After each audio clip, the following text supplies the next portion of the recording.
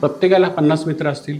असतील 50 मित्र त्यांचे कस्टमर आहेत का असं जर विचारलं तर ते नाही असं उत्तर देतील. हो हो. आता याचं कारण असं ते काय करतात, PNG मध्ये जातात, दंडेंमध्ये जातात आणि तिथे खरेदी करतात मोठ्या प्रमाणावर आणि याच्याकडे येतात, बघ रे जरा बिल, ह्याचा GST बरोबर लावलाय का, मजुरी लावलाय का, म्हणजे तुम्ही बिल तपासणारे होता. मग त्याला तुम्ही कधी विचारलं, अरे बाबा तू तिकडे गेलास, मला एक शब्द विचारला असता तर मला एक चान्स दे, मी तुझा मित्र आहे, समोर कस्टमर आहे तुमचा मित्र आहे, त्याच्या बहिणीचं लग्न आहे, बहिणीच्या लग्नात बुंदी वाढायला तुम्ही जाताय, पण त्या याच्यामध्ये तुम्हाला जर त्याला हिचं मंगळसूत्र बनवलं, हिचं बांगड्या बनवल्या, बाबा मला संधी दे, मी बनवून देतो तुला, माझ्याकडे भांडवल कमी आहे, कदाचित तो हो म्हणेल, कदाचित एक दागिना तुमच्याकडे पण. तर मला काय वाटतं की बाबा असं तुम्ही कस्टमर ओळखलं पाहिजे. या लोकांनी तुमच्या आसपास फिरतायत, बरोबर आहे, आसपास फिरतायत, म्हणजे तुम्हाला लक्षात येतं की बाबा तुमच्या समोर गाडी लावून समोर जातोय, हो, त्याला एक शब्द विचारा की, पण त्याला गाडी काढायला सांगतात. बघा ही मानसिकता आहे ना, ही मानसिकता बदलणं गरजेचं आहे. इथे बदलणं,